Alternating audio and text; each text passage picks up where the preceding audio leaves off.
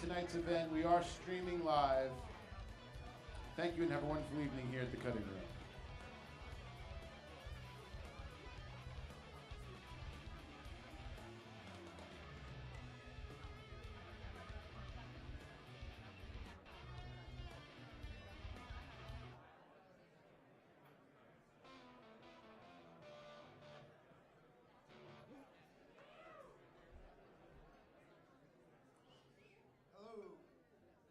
Welcome to the Cutting Room and for this great event. I'm Alan Paul, and happy to have you here. Thank you to the Cutting Room New York for hosting, to Guitar World and Backstory for streaming. And it's really, you know, these are always fun events, but this one's extra special because there's a lot of stuff to celebrate with our guests.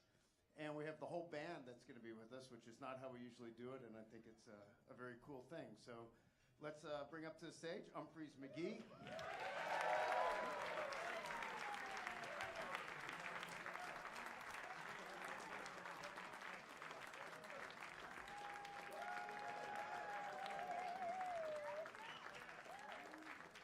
Check two.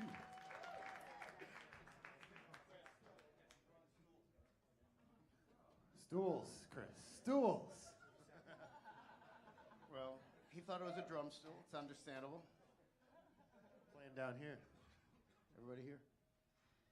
Hello, guys. What's happening, man? So we're here to celebrate and talk about your new album, which is called It's Not Us. It's been out for a week, maybe a week. Yeah, congratulations. There's a lot to talk about the record, but and this is probably a dumb place to start, but I can't help it. You have a theme that runs through the album, through the artwork and the videos of a typewriter, and that's intriguing to me as someone who actually used a typewriter. So was that one of your ideas? Where did that originate? I'm not sure exactly whose idea it was, but I'm pretty sure it started one day when Kevin Browning, one of our co-managers, was up at the Heritage Bike Shop in Chicago, which is kind of a fun little bike coffee shop. I think they've gotten some good international props, and also some of my former tenants in my house. Yeah, they had a typewriter up there, and I think Kev was just playing around, trying some different ideas one day while he was hanging out working up there. I could be wrong about that, but I think that's what happened. I'm sure I read too much into it, but I'm just a couple years older than you guys, and I feel like I was like the very last person our age that used a typewriter. And you know, I felt like you know your video for I think it's the silent type that has the kind of it incorporates a typewriter along with some really cool modern. Almost virtual reality feeling stuff. So I felt like there was a metaphor there about the way you guys combine old and new. I think the music doesn't have a big. At least the art we can kind of like put in a pigeonhole a little bit and go.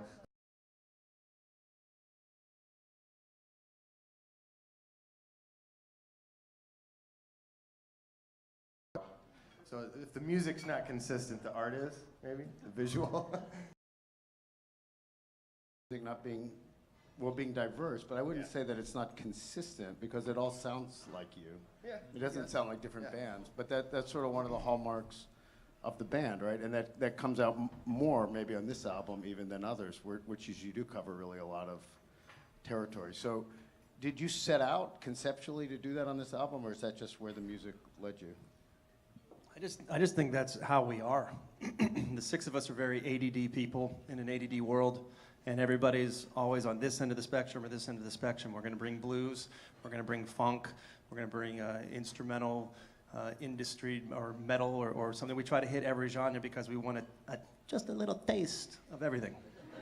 And I think we've always tried to bring that to the table through improv and through our influences. Yeah, I think when we worked on Mantis, that was something where we felt like we wanted to keep things thematically a little more in the same genre.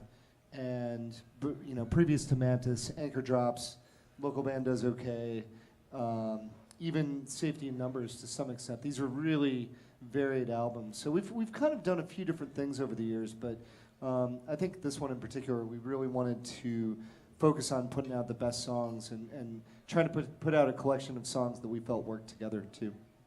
I think ultimately you're a product of your environment, right? And we are. Andy listens to hip hop. Joel listens to Ben Folds. I listen to the Indigo Girls. Who, by the way, is to my left right here. Ben Folds. At some There he point when is. you have all these different influences, you're not going to sound like one thing. I don't think it's possible, which I think is a blessing. It initially was probably a curse because we just didn't have an identity, and now looking back, that's always been the identity.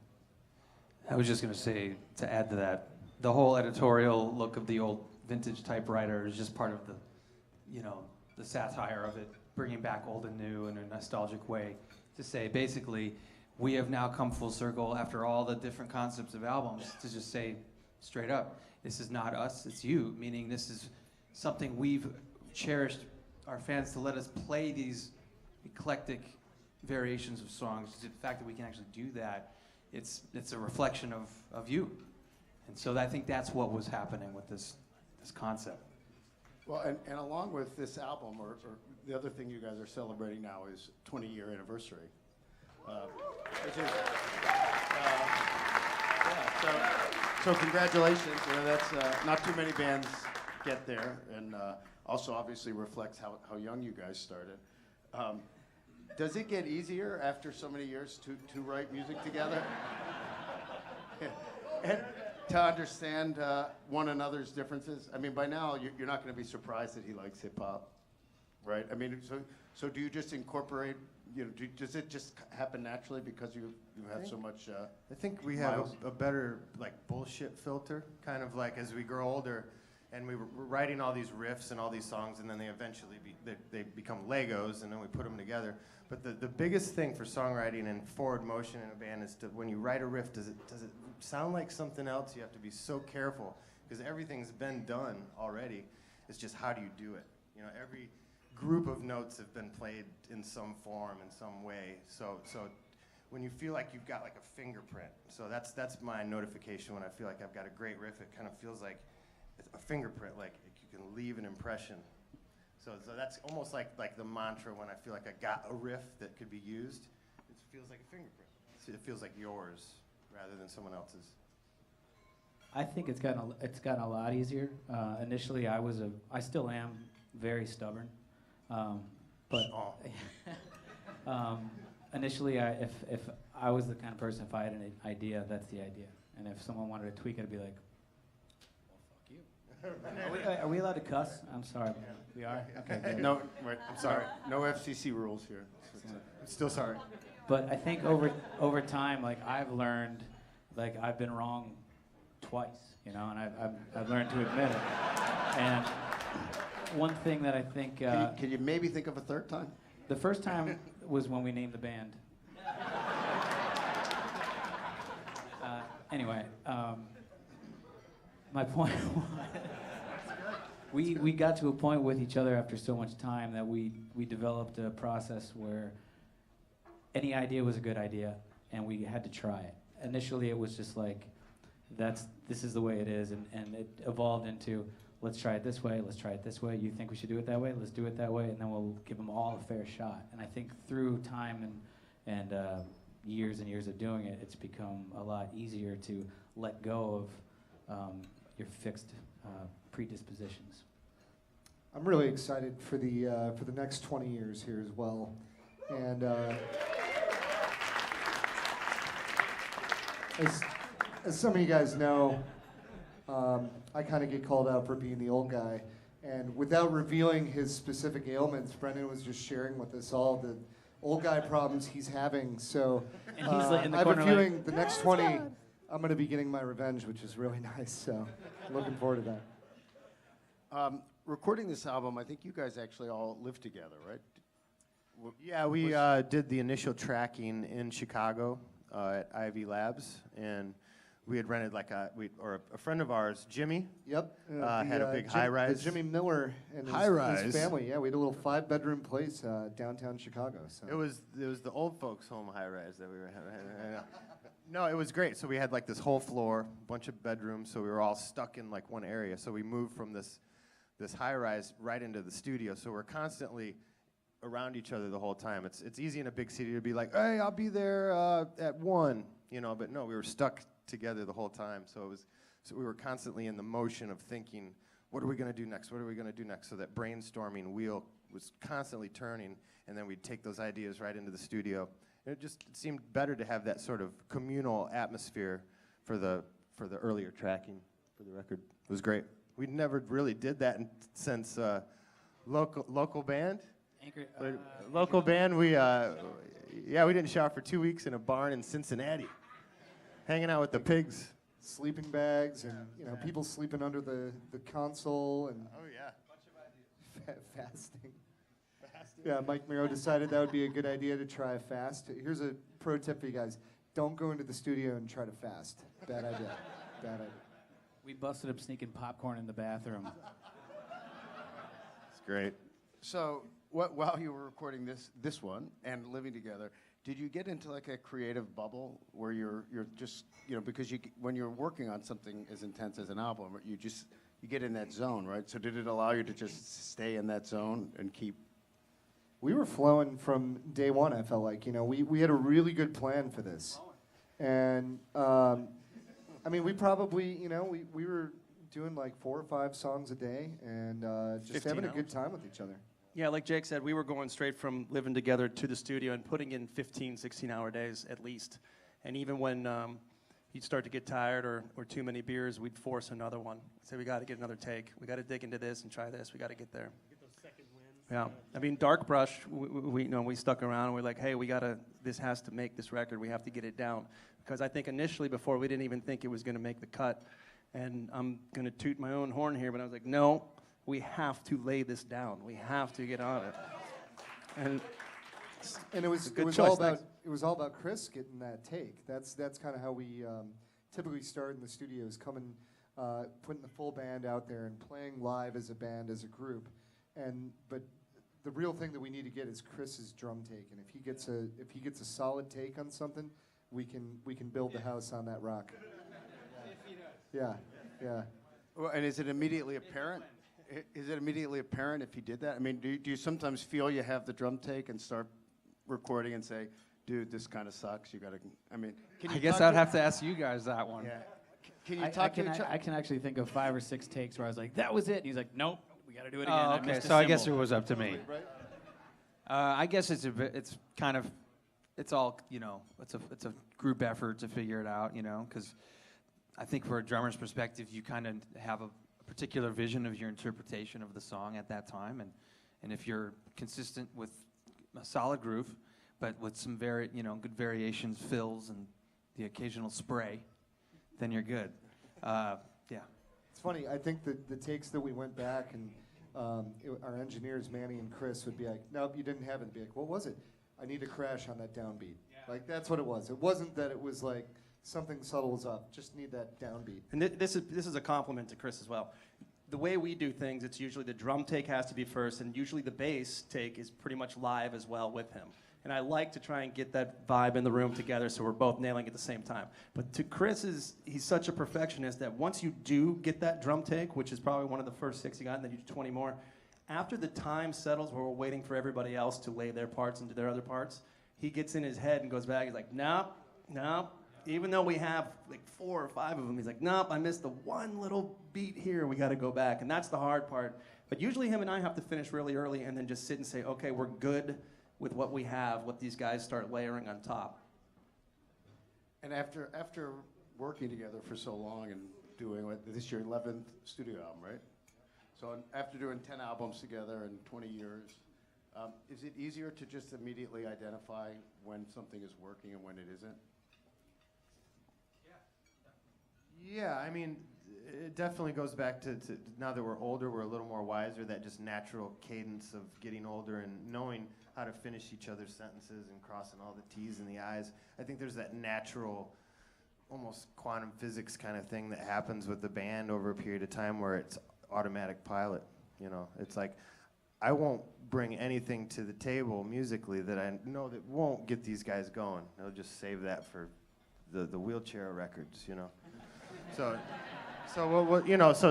whenever anyone brings anything to the table, I think there's that buffing zone of like this sounds like Umphrey's, this could work, and then present it to the guys, see if it clicks, and then let's get into a group circle with our instruments and start to arrange and pull this together as a group rather than anything individual. That's when the arrangement starts to come out in the band. I do have to give a shout out to Manny and Greg for helping us with this. Greg was kind of the voice of reason to be like, if we couldn't agree on something and we could look at him and he would say, you got it or you don't, we just defer to him. He was very brutally honest. I can give you one example. We did the song Whistle Kids, and I thought I sang it really well. And he said, it sounds too good. Can you have a couple drinks, do some things, and come back a little rough, and then we'll try it again. Sure. I'm a team player. That's some job you have there. That was the peyote track. Peyote vocals. No, you didn't play, I think, correct me if I'm wrong, you didn't play any of these songs live before you recorded them? Is that?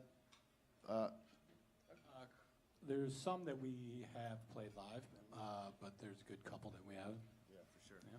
And is that the normal for your album process? Is you Yeah, we felt like these particular songs sounded well in this order, and I think there's so much talk just in putting things in order and what songs are going to go where. Almost just as much time spent mixing as just getting all the things in order. So, I mean, things like Forks have been played before, but probably not for like a year or so. You know what I mean? Like it's been a long time since we'd played that live. So we wanted to wait for the studio version to come out, and now we will do the studio version of that song rather than the old Forks version per se. You know. the music business obviously has changed so much since you guys started, and even more so each year. So, like, I assume that financially you guys could do fine without putting out new records with your live business, and that's where you're. We'd probably making make your more living. money if we didn't put out records. So, okay, yeah. So why do you put out? I mean, what does it do for you creatively? How important is it to keep writing and recording new music, and even the process of what we're talking about of recording? Does that change everything the way live shows are? I mean, to me, putting out new music is kind of our own little time capsule of wherever we were at a certain period, and I think there's still a lot of artistic value to to catalog bands like us in putting out new music and continuing to do it. I mean, for me personally, it keeps me really interested in what we're doing, and I think we're all still musically challenging each other. Both on the stage and then in the songwriting aspect as well. And we've always wanted to have new music, but never rewrite the same song. And that's something I think we've been able to do over the years. Yeah, and the studio gives you a chance to fully flesh out an idea, just and fully get the full thing out there. And in a live situation, you're kind of limited with the arrangement because it's just, so in the studio you can add 30 guitars. It sounds so cool, you know. So it's like studio for studio's sake, you know. And they're two different beasts, the live and the studio thing. I look at it.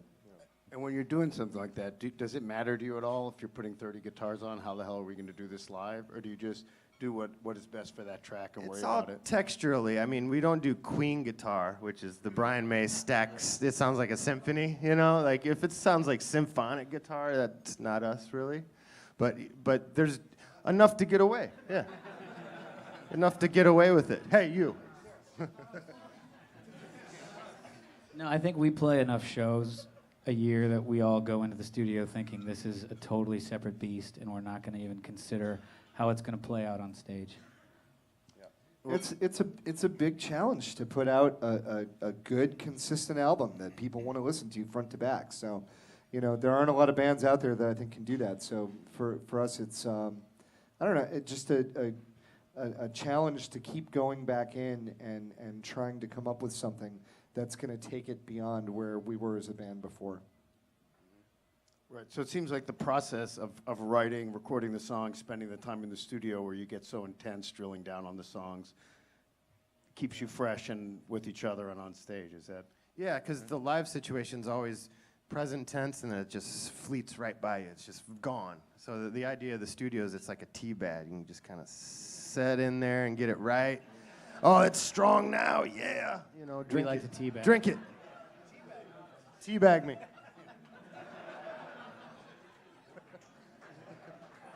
So you guys are about to play 3 nights at the Beacon.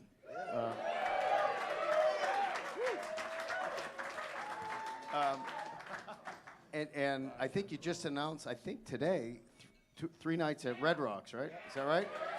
Yeah. So, two very venerated places in live music. So, congrats. Is it different for you to do a 3-night run? Like, are 3 nights at the Beacon different? Will each show be more different than it was if you were playing whatever Philadelphia tomorrow and then the Beacon and then whatever? Well, first of all, this city is just the highest level of intensity and anxiety I've ever experienced of any city in the world, for better or worse. But I will say that I think that if you go to Red Rocks, it's like going to a vortex for like a yoga weekend or something. And then when you're coming here, it's more like you're deer in headlights in the middle of Fifth Avenue getting smashed by a taxi. That kind of a feeling. If there ever was a deer in Manhattan. But no, I think the difference is that maybe just that energy is still similar, but like in terms of the magnitude of the impact on us, like these shows are kind of exhausting for the 3 days, honestly, but it's a good exhausting. It pushes you like the New York style, which is beyond your comfort zone. It pushes you to do your best. And I think as players, we feel that energy here through the back and forth through the audience. And in Red Rocks, it's just everyone's banana sandwiches. They're all like, yeah, I love everything. Oh, yeah. Yeah. Oh, this is great. You know, CBD oil, and, you know. Yeah, have you tried this? This is so amazing, you know. Oh, they're playing. Oh, this is amazing. It's the best thing ever. But here, it's kind of like, we're not messing around. You got to do this right. So that's why I like it here. I will say. Thank you, Chris. That was very nice. Thank you for that. I have to say, you misunderstood my question, but your answer was so much better than what I was actually asking, so thank you. That was a great misunderstanding. I was just going to say it has nothing to do with us, but our crew is the best crew in rock and roll. Woo! Love you. Mean it. And I know for them, when we do 3 nights, it's Crew Year's Eve, so they don't have to move any gear. So when they're calm, cool, and collected and look happy and joyful and like, hey, can I get this? They're like, yeah, I can do that for you. So it sets up the whole bed for the whole weekend. So being locked in, and I think for the people coming to the shows, not having to get in a car, go to the airport, and knowing that they can get after it and then not have to work as hard the next day and still get right back where they were, it just makes for a better environment. Right, and that your answer inadvertently, you know, indicates you have a lot of people who follow you around, right? And that's a blessing as a band, right? But does that also put just pressure on you to make each night its own special little stained glass window? Because, you know. Yeah, you do want to make every night its own thing, and it's again a fun challenge for us to do that. And I think the fact that we have a few different people who write set lists, and sometimes we all work on them together. You know, there's a lot of ways we come up with putting a show together, and so for me, I really like that variety, and I think that's something that we thrive off of creatively as well. Just having as many of us involved as possible. I think it's become a basis for our sanity, and I'm being serious. Since the beginning, we've always known that we weren't going to go out and play the same music each night and repeat. So we've always kind of gotten our rocks off on trying to get outside the box and make it different, and I think that's what our fans wanted, and I think that's why they come back. How is that song going to be different? Okay, they didn't play this the last time when they were here. And I think that's just part of us just staying sane. And somewhere along the way, you guys started, one of the things you became known for, the mashups, right? I don't have to describe that, do I? I mean, everyone, where you're taking two different songs and merging them and medley? Would medley be the right word? Like a medley within one. So, was there a moment where did you decide to do that? Did it happen naturally one time and it worked and you kept going? I think we were at a meeting in Charleston, and we were playing, what was it, the ball down there? What's that? Chucktown Ball, yeah. And we had a meeting, and we were talking about next record. It was like, why don't we do like 15 mashups in the studio and see how it goes, and send the stems to each other in our cities that we live in, and we can finish this sort of just the opposite of the new record, basically. So we get the drums down, and then you send them to the Stasic, get the bass down, and then so on and so forth. And that's how that album was really put together, was through mailing the Pro Tool sessions back and forth to each other. And it came off like amazing for doing that, too. Yeah, and I hate to do this, but I need to give Ryan Stasic credit. I think, yeah, I kind of remember riding down the road in the bus in California at one point. Ventura. And Ryan is like, oh, hey, I got something we got to check out. And was it a Z-Trip mashup? Is that what it was? No, it was. Come I don't know who it Closer. was. It was "Come Closer." Come Closer, by okay. Nine Inch Nails and the Beatles come together. Which we have subsequently played quite a bit live. So we heard this version of it and said, what if we tried to play this live? And we did, and people really dug it. And that was kind of the impetus for us just saying, why don't we just do this ourselves? You know, and so for what, 10 years we did Halloween shows before we recorded the album Jake was talking about? Yeah. But the funny part is that we'd put all this time and all this effort into charts, and much like high school students waiting the night before, cramming for their exam, we talked about getting it done in time, but of course it was the week before, and we're like, shit, we got to get all this done. We had never executed any of the mashups correctly all the way through until we put them on a record. And I think that was a big part. We're like, we've been doing this for 10 plus years. Let's put on the appropriate, correct way that we charted and played these and put out a record where there's no mistakes.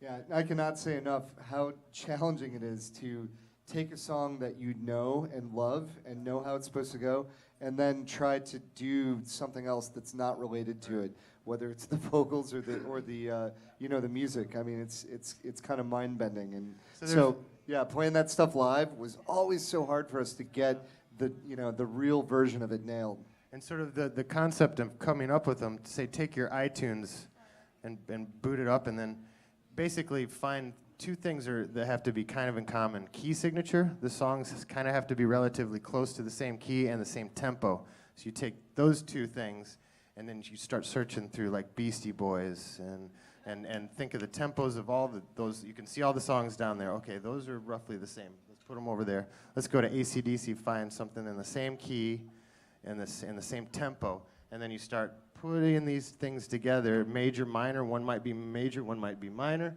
So there's all these things that could go wrong or go right when assembling the mashups. The jam bands who were just a little bit older than you had this sort of kinship through the Horde Festival.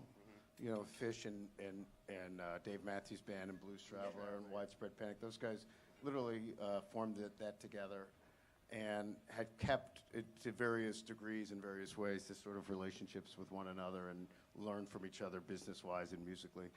Do you have any, did you learn from watching what they were doing? And are there any other bands out there that you feel are your brother or sister bands in a similar way?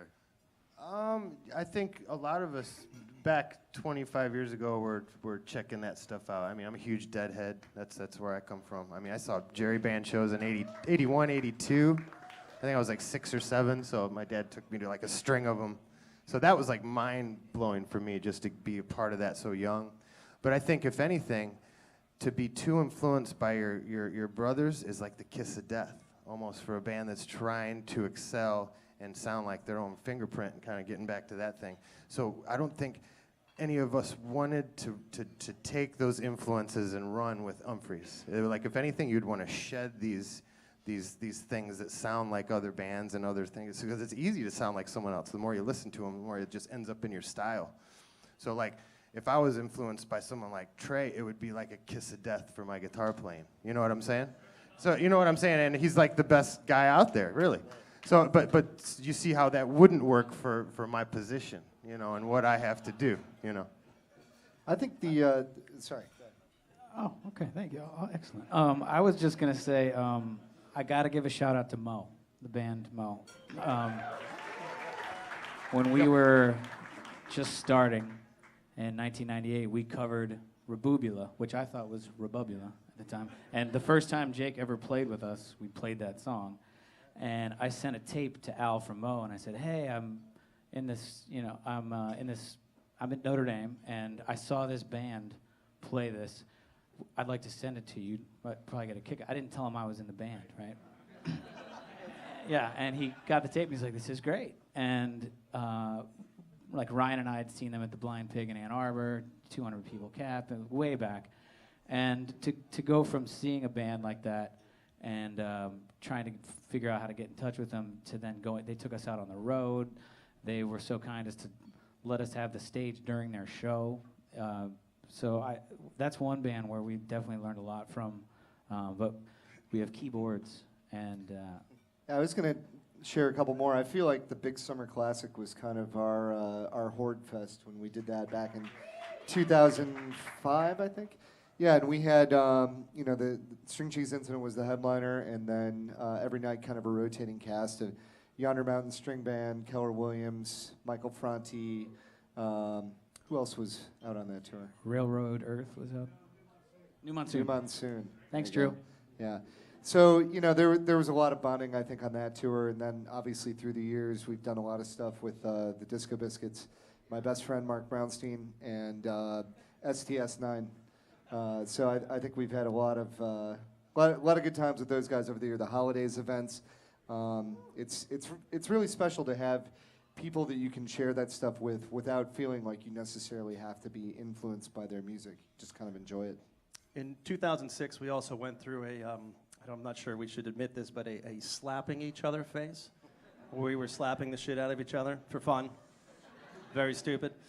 Not a lot of bands were willing to bring it into other bands. However, we tried. We were. And we smacked the shit out of the String Cheese Incident, the Biscuits, Jazz Mandolin Project, Ray's Music Exchange. And it all came full circle last week when we played in Cincinnati. Mad Dog, the trumpet player from Ray's Music Exchange and the Jazz Mandolin Project, we were doing this little bit where the brass band came out and pretended they were taking over their home turf. And we were playing. They're like, "This is our town. Get off of our turf." Yada, yada. Anyway, Mad Dog came up to me and smacked the shit out of me during the show. And I held a poker face, and I was like, "All right." And I told him I enjoyed it. It's been about 11 years. And he reminded me, he said, and much like Brendan Palis, he has a notebook and keeps score. He reminded me that in 2007, backstage at a festival, I smacked the shit out of him harder than he's ever been smacked. And that he owed me one from 11 years ago. So you know who your friends are when you can smack the shit out of them and they're still your friends. And say that was for 11 years ago. And I understand what you were saying about Trey or your I mean, just as the darker side to the question, it's like, like any good band cannot sound like someone else now, especially, There might have been clone AC/DCs and clone Zeppelins, but I feel like it's harder now to come off as like some sort of secondary. It's like so hard to have that your print, no one else's. Right. Now, Dickie Betts told me that he loved Garcia's playing so much, but if he listened to it more than a little bit, he would start playing all these licks, and so he would run back and listen to like Lonnie Johnson and to completely immerse himself in something different. One of the things you guys have been sort of leaders on is various ways of, I guess the term would be audience immersion. I mean, so I don't totally understand some of it, so I want you to explain it. I'm fascinated by it. So people can get headphones and listen to soundboard mixes, one thing I understand, right? So how does that work?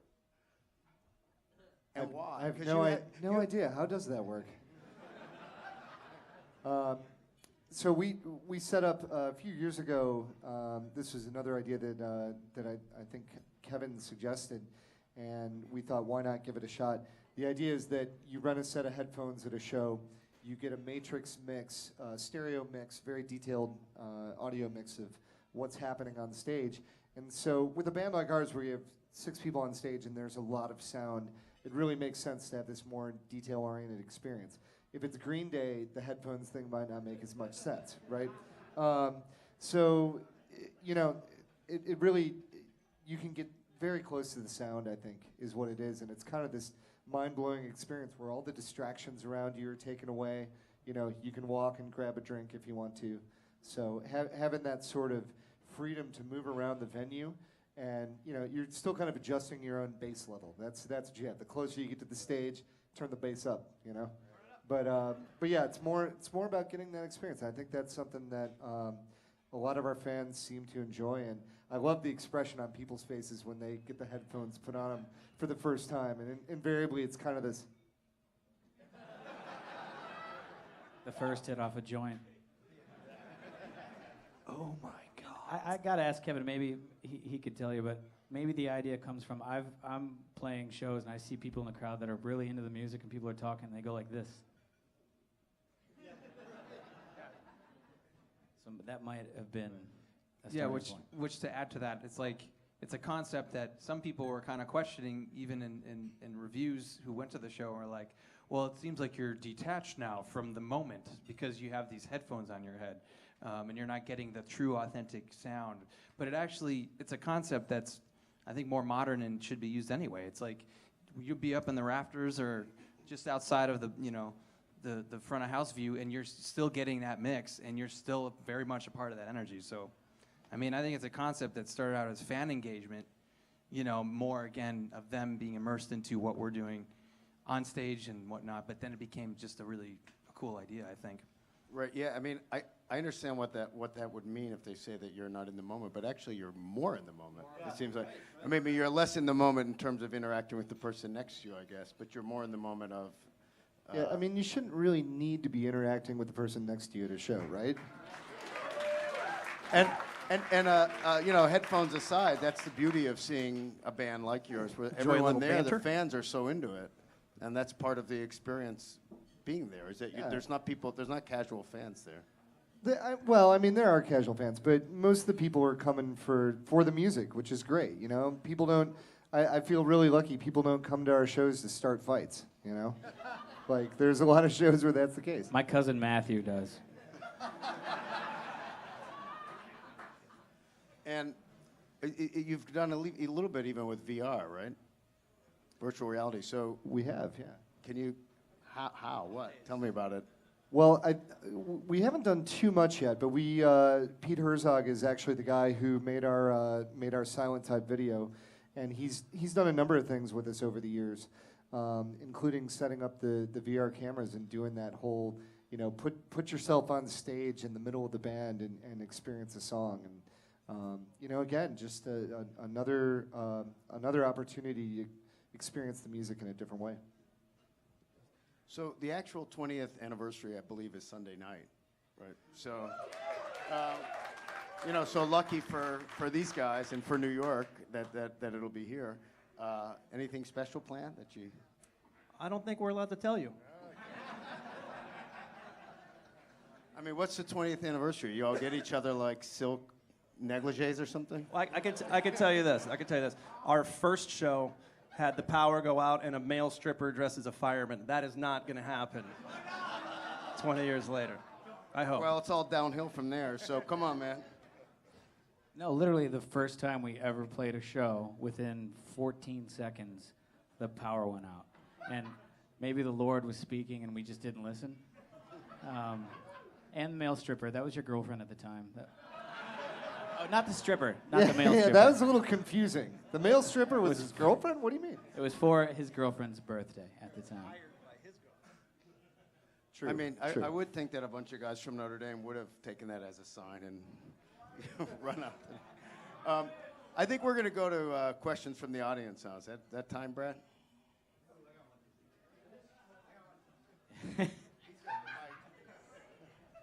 Never give the microphone to the guy jumping up and down saying, I got one. Should I do it? Yeah. This one goes to Mr. Brendan Bayless.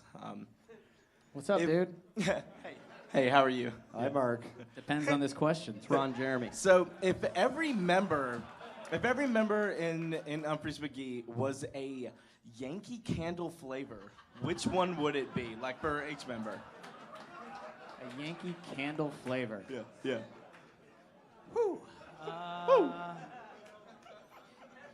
I'm not sure what a Yankee Candle is. It's a candle. If Oh, you a were to scented- if you were to smell something, yeah. Okay. Oh. What does I- each member smell like? Oh, Chris. Chris smells like disinfectant. Ryan smells like Las Vegas. Jake smells like cigarettes. I like that. Okay, cool. I smell hungover. Joel smells Hibiscus. old. Granny panties, right? Granny panties? How about vanilla? Vanilla? You don't get to pick your own. I think that's a rule. Vanilla it is. And Andy smells like sex. Wow. Good enough? Hi, my question is, what is the weirdest interaction you've ever had with a fan? That. Yeah. I have one. Wow. I have one. Brendan has one too. I don't know if he wants to share his, but I have one. Even though I smell like Las Vegas, I do care about hygiene. I do care about smelling good. After a show, I don't know where we were, this big Wookiee guy came over and gave me a huge hug. He was like, can I give you a hug? I want to thank you. And we embraced, and I immediately vomited. He smelled so bad. It's true. Were you a little queasy beforehand, or was it 100%? I was not queasy. I was drunk, but I wasn't queasy. He was ripe. I witnessed this as well. That is exactly what happened. I think we drop the mics and leave now. Yeah, that's it. We're not going to be able to beat that one. That's definitely. Hey guys, congratulations again on 20 years. I mean, Thank for you. coming this, I heard your sound check interview earlier today, and you were talking about how you've not followed the traditional pattern of bands where you put out albums and kind of tour based on that. And looking back on that now, where you've come and been so successful with the path that you have followed, other than your naming, is there anything that you would have done or changed? I personally would have stayed as just a 2-guitar band. I don't know about the keys, but. It's good. It's fine. Is this when I quit? You're fired. Actually, honestly, I'm very, very, very happy. I feel very blessed to be right where I am right now. So I think if we changed anything, that would have been. I mean, there's no real guideline or rule book to rock and roll, so we've kind of wrote it along the way, and I guess if you're always thinking in the present tense and the future and not looking backwards too much, it's just the future seems incredibly cool to go towards, So it's cool to look back and see what we've done, but not get caught up on it. Just use that music and push it forward. Play that old music in a new fashion every time we walk up to that song that's old. Try to play it a little differently every time. That's what keeps it fresh. I got one regret, another one. The first time we ever did a tour with a bus. I don't want to throw anyone under the bus, but the guy who drove the bus, it wasn't really a bus. There was wooden bunks in the back, and I don't know if you guys know, on a tour bus, unless it's just your bus, you don't poop on the bus. And this guy could poop on the bus, and he could do whatever he wanted. And at one point, he was like, I don't even want to drive anymore. And we're driving down the highway, and Don got behind the wheel, and he's never driven a bus before. Oh, you did too? Nice. Ryan, I think you took the wheel at one point. You had to go to the bathroom or something. He's like, here, take the wheel for a minute. I remember the funniest one was the driver goes, come on, like the driver could at least have one beer an hour. Like, swear to God. I mean, at least one. That's true. That's true. The thing I remember most about that tour was there were only, I think there were probably 8 bunks on it at that point, and only the bunks that were in the top had windows for airflow. And about 5 or 6 days into the tour, exhaust started leaking into the sleeping area. And so we were all either going to die or somebody driving through the winter in Montana had to take a hit and pop the window and realize that it was going to be 30 degrees for them, but they were saving all of our lives, So I remember that. We rotated around team players to prevent us from dying. Hello, gentlemen. Hey, guys. Hey.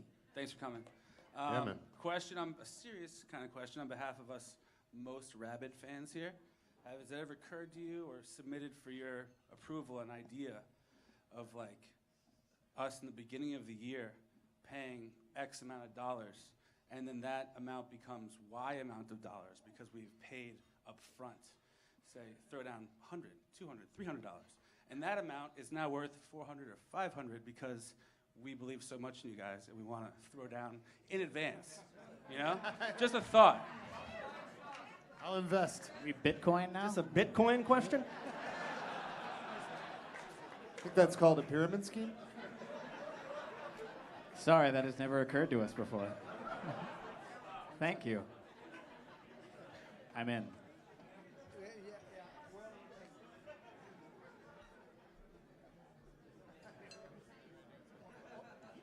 Last question here. Sorry. Congratulations again on 20 years, guys. Big fan, and what I love most a lot is the improvisation.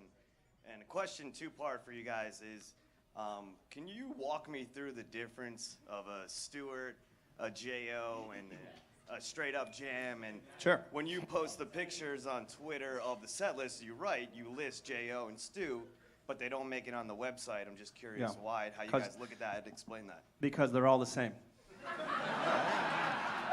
It's just little ways to say the same thing and make people think that it's something that it is. We just wanted to create something to get people to talk about it. Yeah. So we've succeeded. But I will elaborate a little bit. There, depending on each night, having 6 people in the band and 4 melodic instruments up front, we're over 20 years we've become very good at not stepping on each other's toes. I think in the early days, everything was panic.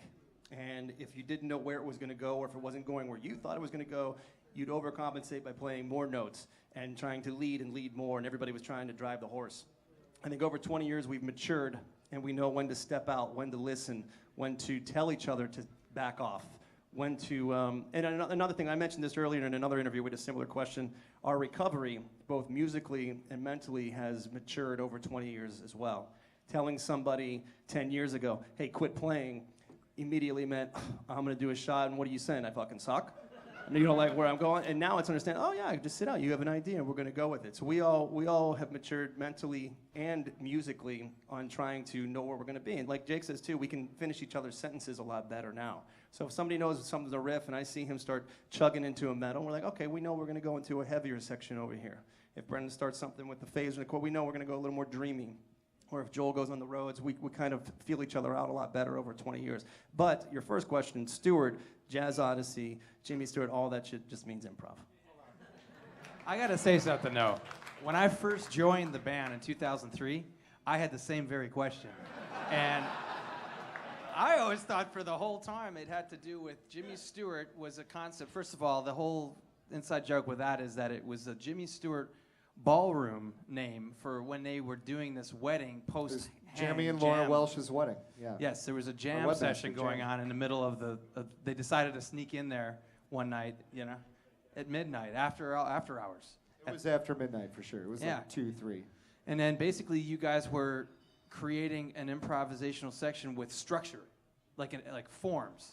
And that's okay, let me finish. So basically that's not true. That's okay, tell me. What is it then?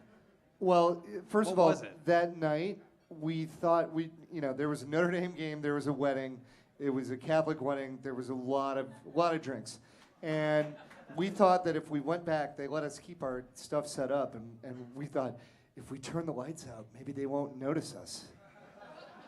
But the problem isn't the lights. The problem is the audio, right? So, but yeah, so we had the lights out, and so we were all just listening to each other and trying to play, listening to each other. We got done with it. We're like, that was so great, and like I listened back to it. I was like, man, that was terrible.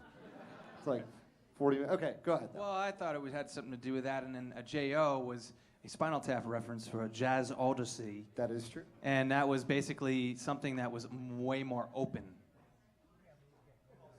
It's all. I guess I just learned that tonight. I had no idea. 15 years. Sure. Chris, you win tonight, man. All right. Thank you very much, Thanks. guys. I Thanks for think we're going to wrap up the interview portion. Thank you. Thank you. And yeah, just give a minute or two to set up here, and going to be treated to a really special performance. So thank you, gentlemen. Thank you. Audience. Thanks.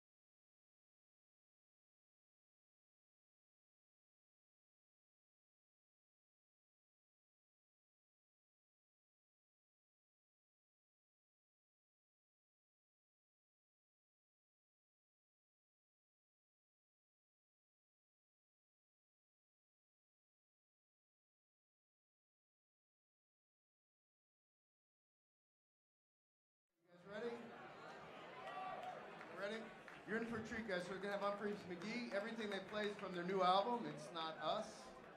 If you don't have it yet, you should have it. So welcome back to the stage and enjoy it.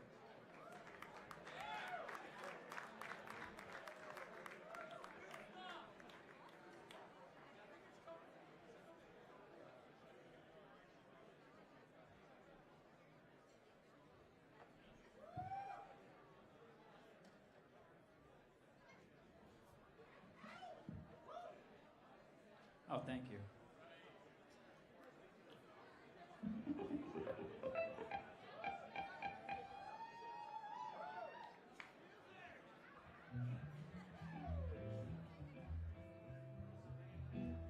Thank you all so much for coming out tonight.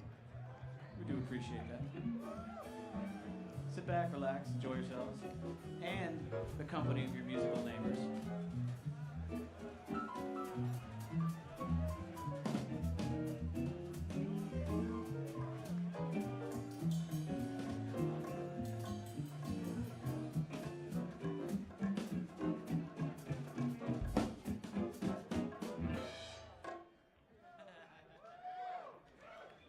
That was a jazz odyssey.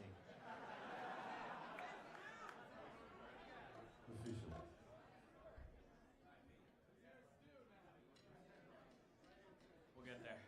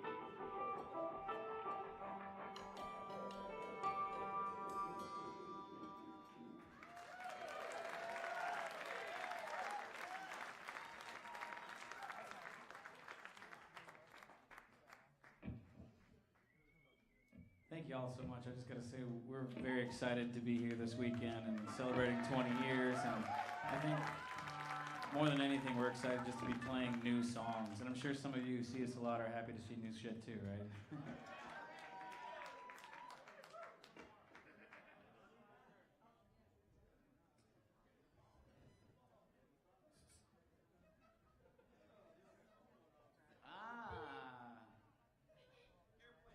We did a lot of media stuff today. We did some radio stuff, and we had to remind everybody, you've got to turn your phones off before we go live on the air.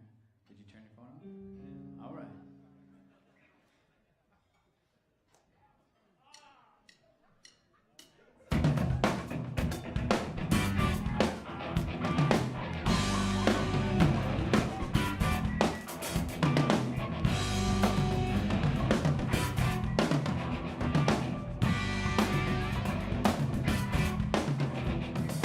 Looking for the one who makes you wanna run through the nighttime.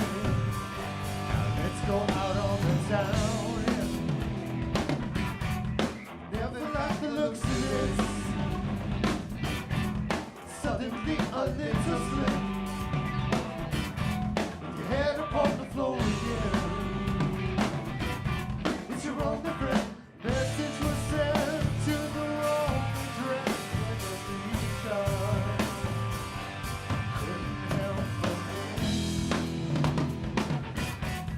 Down and in and out again.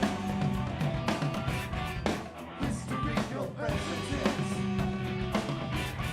Your head upon the floor again. It's your only friend.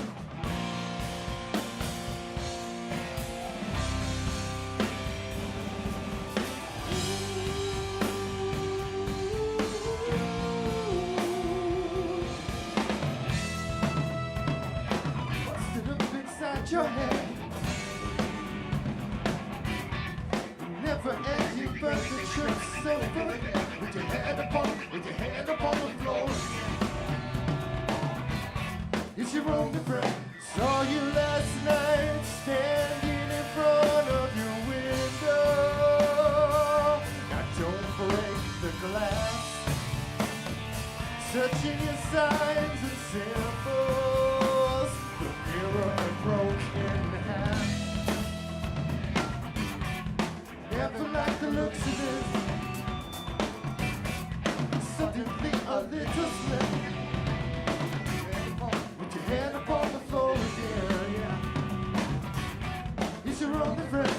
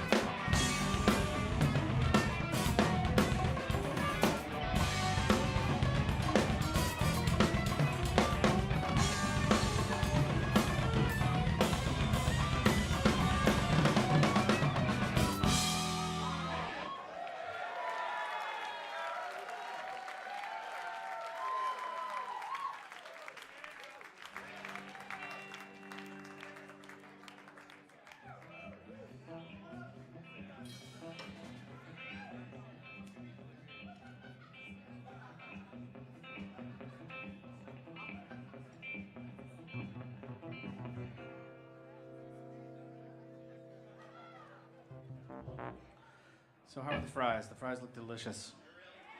I do, but I'm trying to watch my 2018, you know. The gumbo looks really good. What are those? Hash brown. Smoky. That's good. Hold on, I gotta. a crab cake? No, it's potato. I gotta whistle. What just Hold on. happened? Ambulance. Whew. Have you ever tried to whistle with potatoes in your mouth?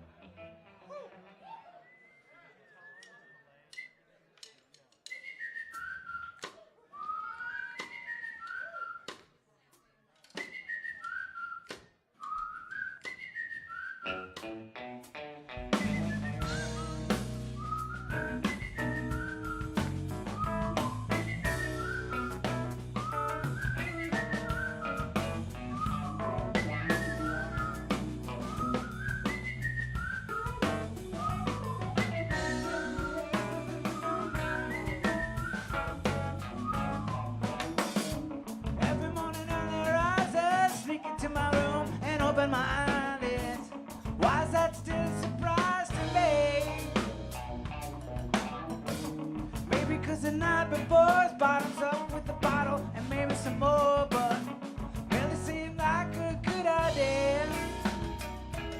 And they won't accept the argument that a little more sleep is time well spent. I think that's what I thought I meant to say. I'm a little banged up and I gotta admit that it's my own fault that I feel like shit, but that doesn't mean I quit on you today.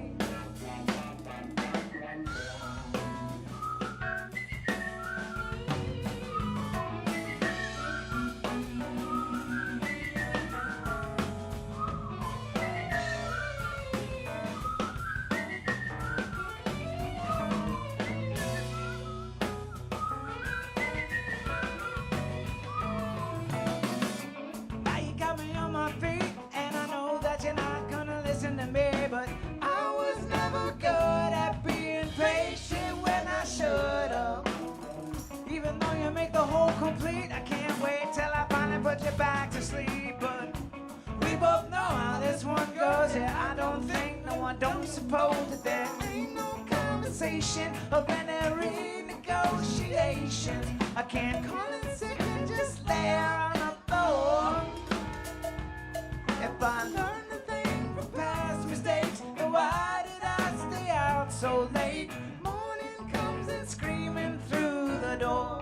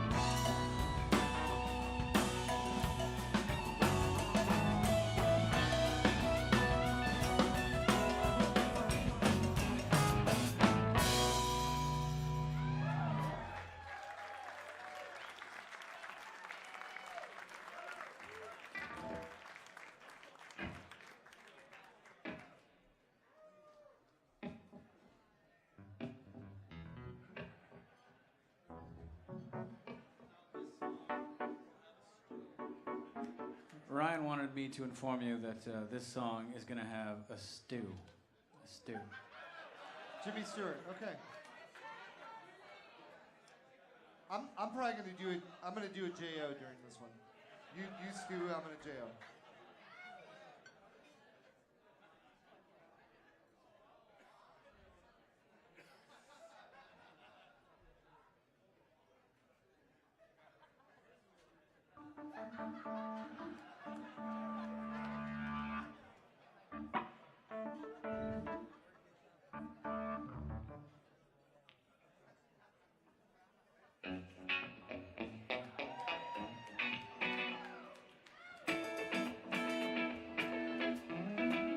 You know, I forget sometimes, thank you, to remember to write it down before I lose it. And the assessment comes, that's when I surrender.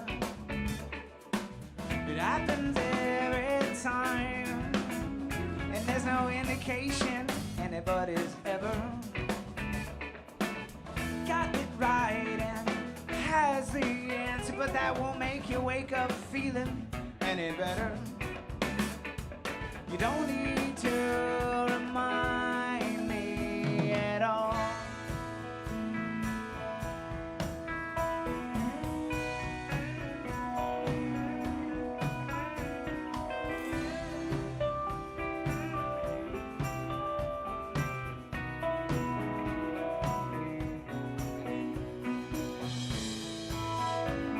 We've all been lost sometimes, and we've all felt left behind. But you can't let that define you. There's never any signs to show you where supposed to know what's right. Hurry up and pick your side. Someone told me once that age is just a number. I never found no comfort there, and then I realized, 'cause maybe I'm still younger, that I don't really care. And I don't make the rules, but I learn how to bend them. Lesson learned could still be taught, and if I forget a few, well, don't get too offended. I guess it's all my fault, yeah, it's all my fault. But sometimes things go right. It's never overnight. Don't get too excited. Everyone's invited. And if everybody's changing, you still feel the same things. Tell me who's to blame.